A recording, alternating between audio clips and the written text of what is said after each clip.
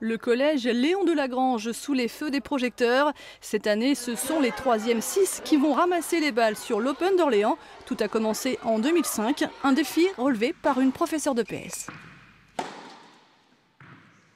Tout de suite, ça s'est très bien passé. Bon, on a eu un peu de difficultés au départ, mais après, chaque année, on a relancé le projet et tout le monde était partant, aussi bien le principal que les collègues, que les classes, que tout le monde. Des élèves volontaires réunis dans une même classe, préparés spécialement en vue de l'Open. Direction Saran, le tournoi de qualification. Nos jeunes ne sont pas encore dans le grand bain, mais c'est tout comme. On essaie de leur dire que c'est aussi important que les grands joueurs, les plus connus, quoi.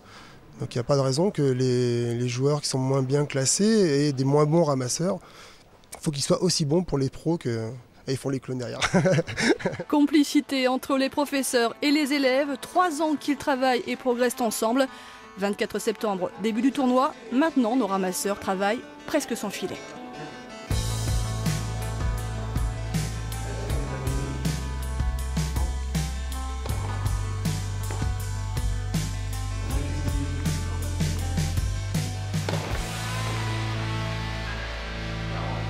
Les balles là-bas, Alexis. Cours, puisqu'ils ne réagissent pas au filet. Et même s'ils connaissent leur rôle par cœur, ils doivent parfois être recadrés. Là, c'était un peu dans l'urgence parce qu'il fallait que les balles passent de l'autre côté. Et puis après, on le rassure pour lui dire, on oublie tout et puis on recommence, on repart. Autonomie, écoute, entraide, le projet véhicule pas mal de valeurs. Outre le ramassage, les collégiens réalisent des reportages et interviews en français, anglais ou espagnol des joueurs et autres acteurs du tournoi. Souvent ils jouent le jeu, ils sont plutôt sympas, très surpris de voir que ces petits ramasseurs ne sont pas là que pour ramasser les balles. Ils sont aussi surpris que très peu font du tennis au départ et arrivent à ramasser les balles comme ils le font. Donc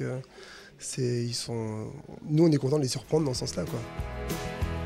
Une action valorisante, amusante, épuisante aussi, mais forcément constructive et riche de souvenirs.